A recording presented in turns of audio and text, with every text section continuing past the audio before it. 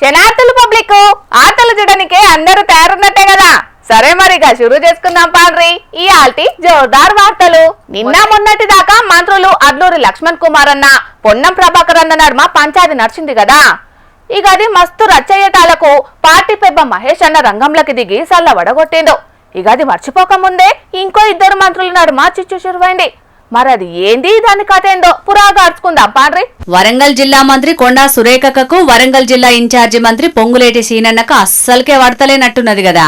మొన్నట్లో మంత్రి సీతక్క తోటి కూడా జర కుడియడం అన్నట్టే ఉంటున్నదన్న మాటలు వినరాంగానే గదేం లేదు, మేమిద్దరం సమ్మక్క సారక్కల లెక్క కలిసిమెలిసి ఉంటాం, మంచిగా జిల్లాను బ్రహ్మాండంగా అభివృద్ధి చేస్తామని ఇద్దరికిద్దరు చెప్పుకొచ్చారు. ఇగటు భద్రకాళి ఆలయ పాలక మండలి నియామకం ముచ్చట్ల కూడా ఎమ్మెల్యే నాయని రాజేందర్ రెడ్డితోని మంత్రి సీతక్కకు గడబిడ జర గట్టిగానే అయింది గాని అటెంక సల్లబడ్డది. ఇగిప్పుడు మంత్రి పొంగులేటి సీనన్న తోటి అయిన లొల్లి మాత్రం ఇక్కడి దిక్కనే అయిపోలేదు. ఏకంగా చేతి పార్టీ పెబ్బ మల్లికార్జున ఖర్గే సార్కే మంత్రి పొంగులేటి సీనన్న మీద ఫిర్యాదు చేసిండు మాజీ ఎమ్మెల్సీ కొండా సురేఖ పెనిమిటి కొండా మురళి సారు.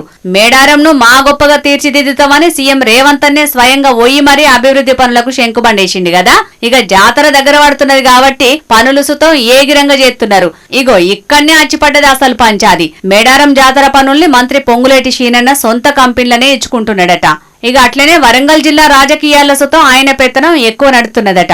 గందుకే మా జిల్లాలో జరుగుతున్న పనులు అందున మా శాఖకు సంబంధించిన పనులలో పొంగులేటి పెత్తనమేంది అని ఫోన్లో మాట్లాడి జర్ర గట్టిగానే చెప్పిరట కొండా దంపతులు. ఇగొక్క ఖర్గే సార్కే కాదు, సోనియా గాంధీ, రాహుల్ గాంధీ, మీనాక్షి నటరాజన్లకు కూడా మేడారం జాతర పనులు వరంగల్ జిల్లా రాజకీయాలలో పొంగులేటి పెడుతున్న ఇబ్బందుల్ని చెప్పిరట.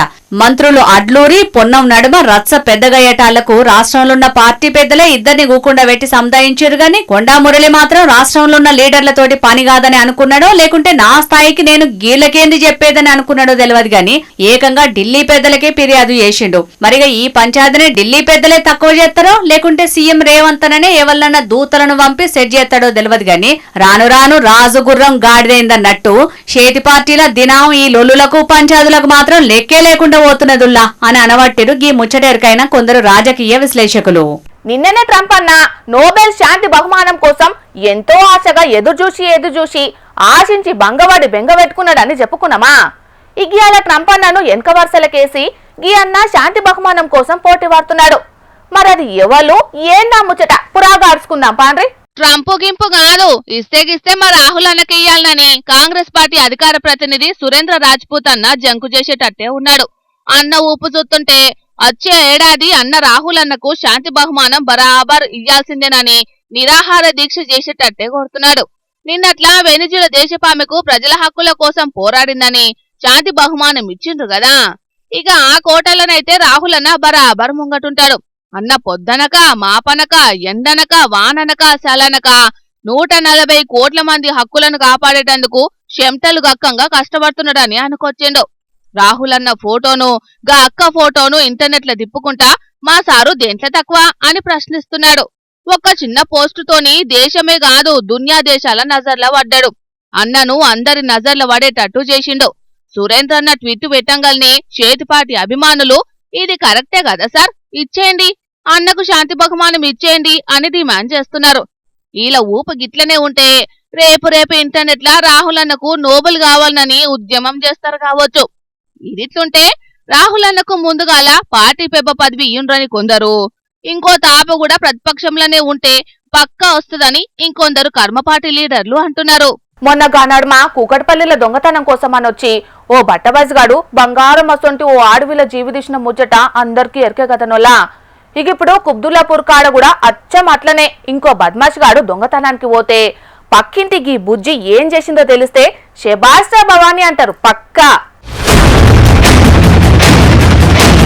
వారెవా తోడేలు నూరికిస్తున్న లేడి పిల్ల ఆడివిల్లే గాని అందరు ఆడివిల్లల లెక్కన మామూలు పిల్ల కాదు పోర్రి. శివంగి లెక్కనే దొంగోన్ని ఎట్లా పరుగులు పెట్టించిందో చూడు రీషెట్టి తల్లి. భవానీ అనే పేరుకు తగ్గట్టే ఆ భవానీ తల్లి ఊరినట్టే దొంగోని గుండెల్లా దాడంటే దడ ఉట్టించింది ఆడివిడ్డ. కుత్బుల్లాపూర్లున్న చింతల్ భగత్ సింగ్ నగర్ కాడ జరిగిన ముచ్చటగిది. గదే ఏరియాలో తొవ్వ నెంబర్ 12 ఉంటారట భవానీ అనేటి గీ బుజ్జోళ్లు. గదే బంగ్లాల కింది పోర్షన్లు ఉండేటోళ్లు బేస్తారం ఏటో ఊరికి వైర్రట. ఇక వాళ్ళు పోయేది ఎట్లా పసిగట్టిండో ఎప్పటి సంది నాసు పెట్టిండో దొంగ బద్మాషిగాడు గాని రాత్రిపూట దోపిడీ కార్యానికి ముహూర్తం పెట్టుకుని ఇంట్లో జోరిండట వాని ఓంగలేని మొక్కముల మన్నుగొట్ట. ఇక దొంగతనం చేస్తా అంటే కింద పోర్షన్ లో ఏదో అలికిడి గాని అయింది. ఆ అలికిడిని గీ బుజ్జి భయం గీయం లేకుండా కిందికి పోయి ఎవరు నువ్వని నిలదీయనే తీసిందట. మంచి ధైర్యం కల్ల పిల్లే ఉన్నది పోన్రి.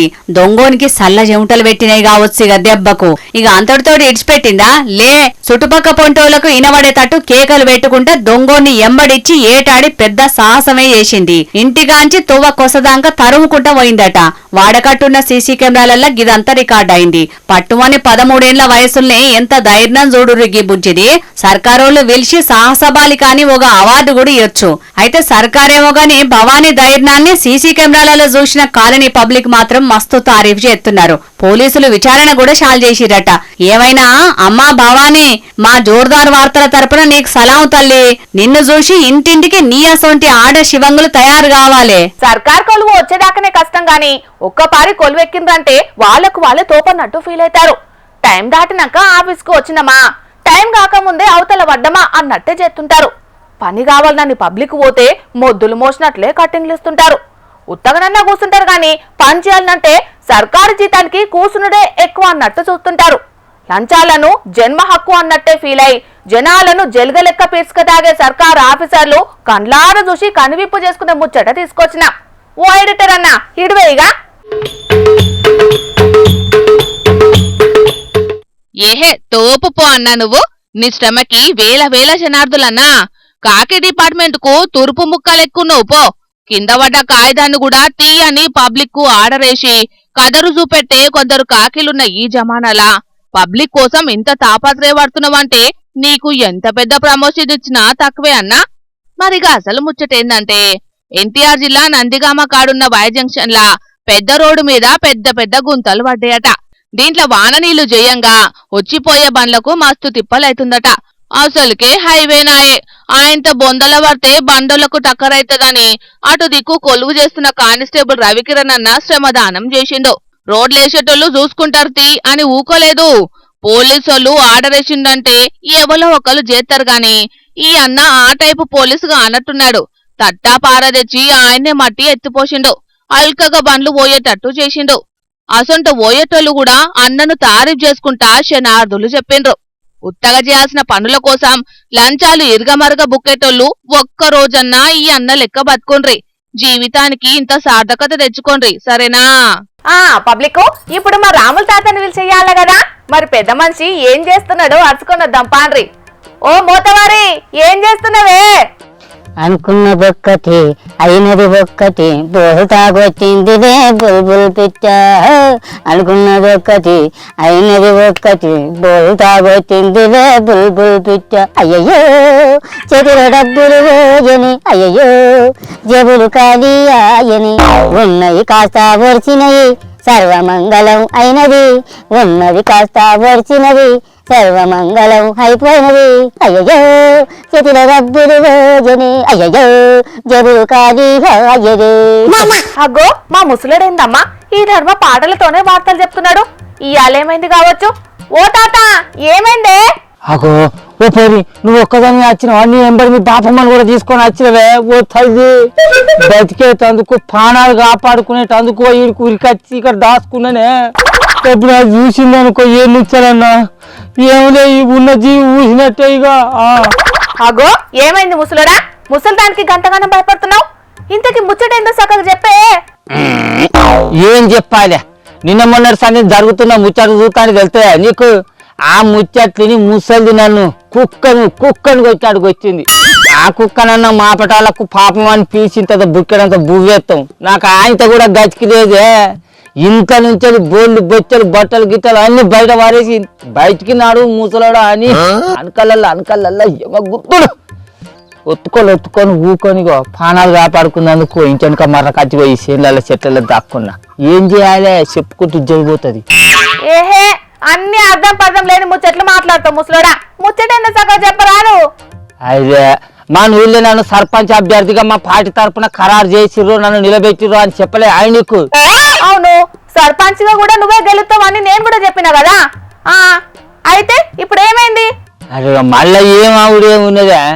ఎట్లా అయ్యా ఊళ్ళో నేనే సర్పంచ్ గా గెలవబోతానా కదా, ఇక నన్ను మించిన తోపేవాళ్ళు అనుకొని అందరు నన్ను బుస్సును ఉబ్బిస్తే గారప్ప కదా ఉబ్బినట్టు ఉబ్బి నా 20 గుంటల పొలాన్ని తీసుకుపోయి ఆ పర్వీన్ రెడ్డి దగ్గర కుదవ పెట్టి కొన్ని రూపాయలు అప్పు తీసుకొచ్చి ఆ బతుకమ్మల పండుగ నాడు ఆ బతుకమ్మ పండుగ ఏర్పాట్లు అన్ని చేస్తుంది. డీజే అని టేజీ అని లైట్లని గీట్లని బగ్గ చేసి ఉబ్బిపోయినా. ఇక ఇంకా దసరా పండుగ నాడు మా పార్టీ పోరగాళ్ళు తాగా మరి ఇక పండుగ తర్వాత ఏం లే అని అట్లా ఇట్లా గ్యాస్ గుద్దితే బుస్సు నుబ్బి ఓ 30,000 రూపాయలు వాళ్ళ తాగుడ ఖర్చులకు అన్ని ఇచ్చిన. ఇక ఇప్పుడు జీవులని కాయలు అయిపోయినాయి, ఏం లేదు చిల్లి గవ్వ చిప్ప తప్ప. అరే గా రూపాయలకే కొంచెం పడుతువేమే, సర్పంచ్ గా గెలితే కాంట్రాక్ట్ పనులు చేసి సంపాదించుకోవచ్చు కదనే. నీ సంపాదించుకున్నాడు పాడైపోను. ఏం సర్పంచ్ పదవి, ఆ సర్పంచ్ పదవిలో సరిపోయా. అసలు ఆ ఓట్లు జరుగుతాయో జరగయో అన్న అనుమానం ఊళ్ళల్లో జనాలకు అత్తంది అంచను. అసలు ఆ పాత రిజర్వేషన్లు ఉంటాయో ఉండయో తెలియదు, మళ్ళీ కొత్త రిజర్వేషన్లు వస్తాయో ఏమో అన్న అనుమానం వస్తుంది. ఇప్పుడు బీసీ రిజర్వేషన్ చేయబట్టి సర్కారు ఇచ్చిన రిజర్వేషన్ ప్రకారం మన ఊళ్ళో బీసీ రిజర్వేషన్ వచ్చా నన్ను సర్పంచ్ అభ్యర్థిగా నిలబెట్టిరు. ఇప్పుడు ఆ లెక్క కుదిరేది మళ్ళీ పాత లెక్క మీద పోవాలని కోర్టు ముచ్చట చెప్పింది అనుకో, అప్పుడు నా పరిస్థితి ఏంది? మన రిజర్వేషన్ నాదే వస్తుందని గ్యారంటీ ఏది చెప్పు? ఉన్న పైసలు వచ్చా ఊడప్పాయ. ఇప్పటికైనా ఇది సంతోషకరమైన ముచ్చట నేనే తాత.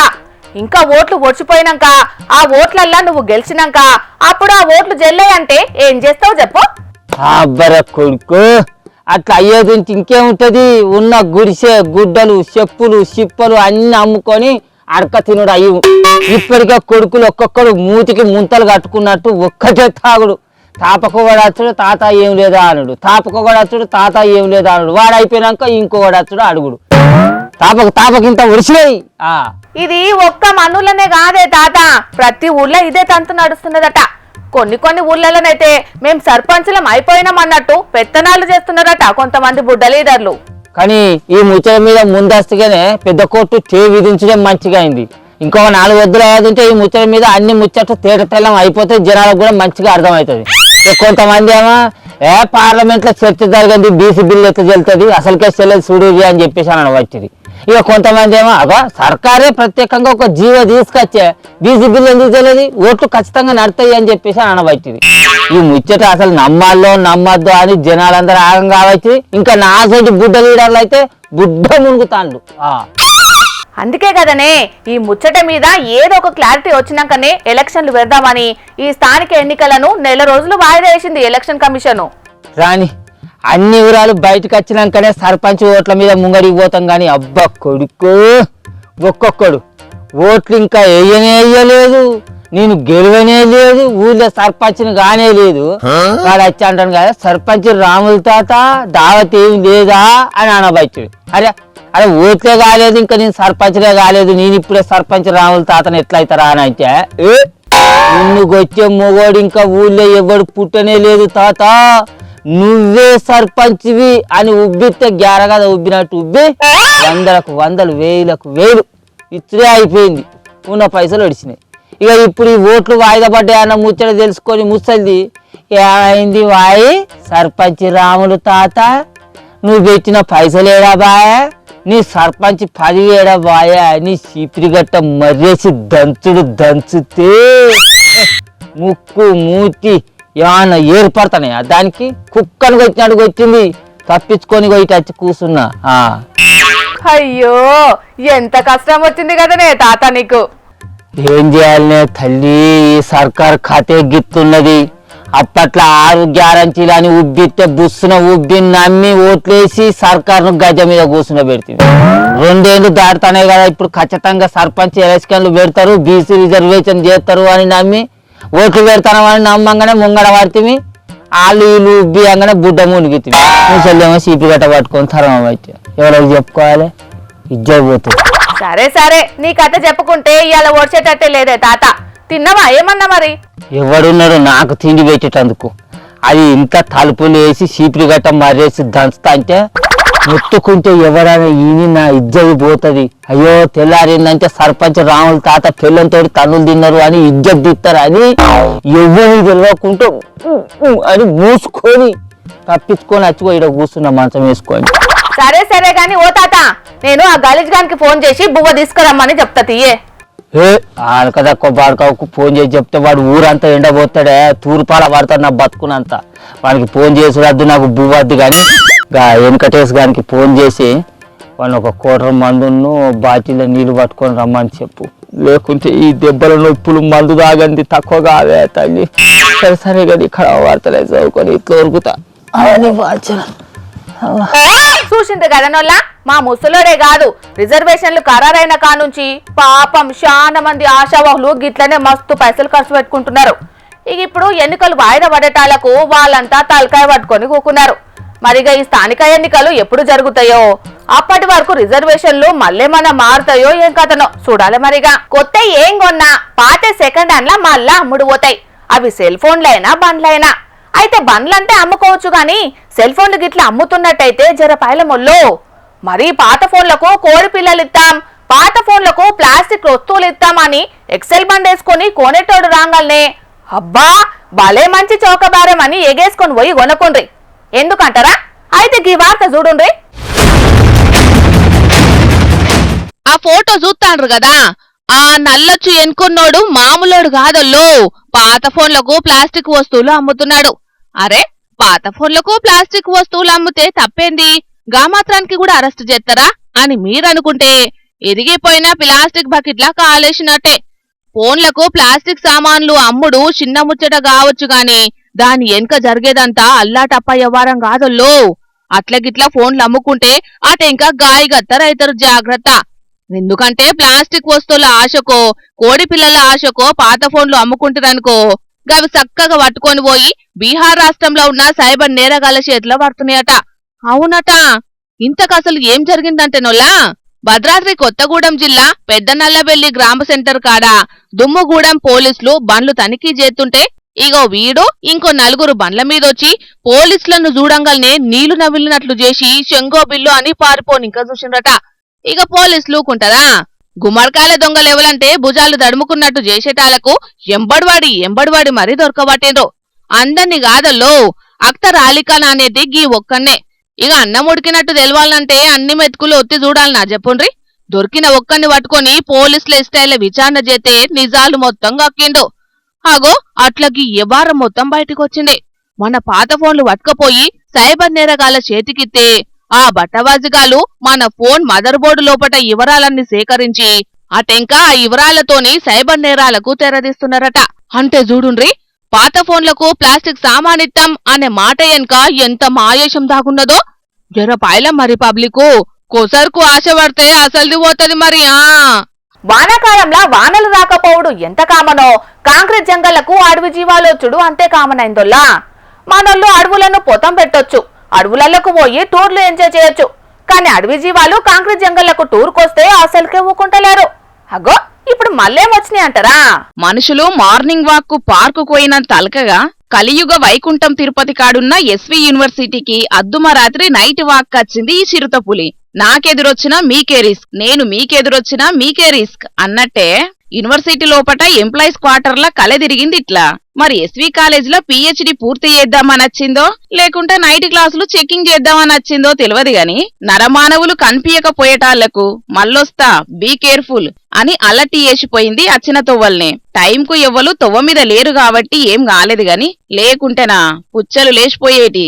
దగ్గరకు పోయే ధైర్యం లేక దూరంకెంచే వీడియోలు తీసి ఫారెస్టర్లకు ఫోన్ కొట్టిండ్రట విద్యార్థులు. ఇక వాళ్ళొచ్చి బయట తిరగకుండ్రని చెప్పి మరది ఎన్నించి వచ్చింది ఎటు పోయిందనేది ఇరకబట్టే పనుల పడ్డారు. మరిగ జనాలు ఈ నడుమ అడవి జీవాలు జనాలకచ్చి బగ్గని తిరుగుతున్నాయి కాబట్టి జరా వీటితోని పైలంగుండుండ్రి. ఏమంటున్నాం సరేనా? ఈ నడుమ చాలా మందికి కాళ్ళ నరాలుబ్బుడు పచ్చగవుడు కమిలిపోయినట్టు అవుడు చేయంగా నడిచేటందుకు సుతం మస్తు గోసపడుతున్నారు. అసంటలు ఇప్పటి సంది ఏం ఫికర్ లేకుండా మళ్ళా ఎప్పటి లెక్కనే తిరిగేటట్టు చేస్తున్నాడట గీ డాక్టర్ సారు. మరి ఎవలా డాక్టరు ఎసంటి చికిత్స చేస్తున్నారనేది ఆ డాక్టర్ సార్ని అడిగి పురాగా తెలుసుకుందాం పాండ్రి. వారికోస్ వెయిన్స్ కి అడ్వాన్స్డ్ చికిత్సలు చిన్న సూదితోనే కోత కుట్టు ఏమీ లేకుండా మనకి ఎవరిలో అయితే కాళ్ళు నొప్పులు వస్తాయో, మానన పుండ్లు ఉంటాయో, లేకపోతే కాలు చర్మం నల్లబడుతుందో వీళ్ళందరిలో కూడా ఈ వారికోస్ వెయిన్స్ సమస్య కానీ ఈ డయాబెటిక్ ఫుట్ అంటాం ఇలాంటి సమస్యలకు కానీ చిన్న కోత ఏమి లేకుండా చిన్న సూదితోనే ఒకే ఒక సూదితోనే మనము ట్రీట్మెంట్ చేయించుకోవచ్చు. ఈ ట్రీట్మెంట్ అవ్వగానే కూడా చక్కగా నడుచుకుంటా కూడా ఇంటికి వెళ్ళిపోవచ్చు. అంత అడ్వాన్స్డ్ చికిత్సలు ఇప్పుడు మన చిరంజీవి హాస్పిటల్స్ హైదరాబాద్ లో అందుబాటులో ఉంచామండి. ఇన్నారు కదా అదన్నట్టు ముచ్చట. పాపం కాళ్ళల్లో నరాలు ఉబ్బి చాలా మంది తిరిగేటందుకు మస్తు ఇబ్బంది పడుతుంటారు కదా. ఇక తక్లీఫ్లు తగ్గాలని ఎన్ని దావకాన్లకు తిరిగినా తక్కువ కాక అట్లనే మొక్కుకుంటా మోలుకుంటా తిరుగుతారు. కానీ అసొంటి వెరికోస్ వెయిన్స్ అనే ఈ అవస్థను చిన్నదంటే చిన్నదే సూదితోనే నయం చేసే పని ముంగటేసుకున్నాడు పట్నంలోన్న చిరంజీవి దావకాన్ల వాస్కులర్ సర్జన్ గా చేస్తున్న ఈ సంజీవరావు సారు. దునియా దేశాల్లో చేసే ట్రీట్మెంట్ కు ఏ మాత్రం తీసిపోకుండా తక్కువ ఖర్చులనే చికిత్స చేస్తున్నారట ఈ దావకాన్ల. ఈ దావకాన్ల చికిత్స చేసుకున్నా ఈ పెద్ద మనిషి ఏమంటున్నాడో ఓ పారి నుండ్రి. ఇక్కడ నాకు చిన్న సూదితో నాకు ట్రీట్మెంట్ చేశారు, కొంచెం ఇప్పుడు హ్యాపీగా ఉంది. ఇబ్బంది ఎంతకాలం నుంచి ఉంది? ఎప్పటి నుంచి ఉందండి మీకు ప్రాబ్లం? నాకు 6 years 6 సంవత్సరాల నుంచి నేను ఇబ్బందిగా ఉన్నాను. అసలు ఏమైంది మీ కాలుకి? నా కాలు బెడ్ సర్కిల్ కాక గాయమయ్యి గాయంతో ఇబ్బంది పడుతున్నాను. ఓకే. మానవ పుండు కింద 6 సంవత్సరాల నుంచి మానవ పండుగ నాకు ఇక్కడ సర్జరీ చేశారు, కొంచెం హ్యాపీగా ఉంది. పాపం ఈయన 6 ఏళ్ల సంధి అవస్థ పడుతున్నాడట. ఎన్ని దావకాన్లు తిరిగినా తక్కువ కాలేదట. ఆఖరికి ఎవరో చెప్తే ఈ చిరంజీవి హాస్పిటల్ కొచ్చి సంజీవరావు సార్ను కలిస్తే చిన్న ఆపరేషన్ చేస్తే ఇప్పుడు జర నయం అనిపిస్తున్నదట. అది కూడా ఆపరేషన్ చేసినాక బెడ్ రెస్ట్ తీసుకున్నాడు గిట్ల ఏం లేదు. ఇటు ఆపరేషన్ కాగానే వెంటనే పేషెంట్ ని లేపి నడిపిస్తారట అక్కడి డాక్టర్లు. మరింకా ఏం చేస్తారనేది కూడా ఆ డాక్టర్ సార్ చెప్తున్నాడు. ఈయన రూపారి ఏదైతే ఫారెన్ లోనే అందుబాటులో ఉన్న టెక్నిక్స్ అన్నీ కూడా మన చిరంజీవి వాస్కులర్ సెంటర్లో అన్నిట్లో చిరంజీవి వాస్కులర్ హాస్పిటల్ అందుబాటులో ఉంచాము. దీంతో వారికోస్ వెయిన్స్ ఒకటే కాకుండా డివిటీ కానీ, ఆర్టీరియల్ థ్రాంబోసిస్ కానీ, లేకపోతే పెరిఫెరల్ ఆర్టీరియల్ డిసీజ్ కానీ, డయాబెటిక్ ఫుట్ అంటే షుగర్ వల్ల కాళ్ళలో పుండ్లు పడడం, దీనికి కానీ ఇవన్నిటికీ కూడా అత్యాధునికమైన చికిత్సా ప్రక్రియలు మన చిరంజీవి హాస్పిటల్లో అందుబాటులో ఉన్నాయండి. డాక్టర్ సార్ మాటలు విన్నారు కాబట్టి ఇసంటి తక్లీఫ్లు ఎవ్వలుకున్నా మీరేం బొగులు పడకుండా సీదా చిరంజీవి హాస్పిటల్కి వచ్చి సంజీవరావు సార్ని కలువుండ్రి. బాధలన్నీ మాయం చేసుకుని నవ్వుకుంటా ఇంటికి పోండ్రి. సరేనా? ఉంటే మరి. ఇక తెచ్చిన వార్తలన్నీ అయిపోయినాయి. ఇవుల్లా ఈ ఆల్టి జోర్దార్ వార్తలు. మళ్ళొచ్చే జోర్దార్లా మళ్ళా కలుద్దాం. అప్పటిదాకా చూస్తూనే ఉండుండ్రి హెచ్ఎం టీవీ. అట్లనే ఇంకిన్ని మంచి మంచి వార్తల కోసం హెచ్ఎం టీవీ యూట్యూబ్ ఛానల్ ని సబ్స్క్రైబ్ చేసుకోండి. ఇసంటి ముచ్చట్లు ఆడ మస్తుగుంటాయి.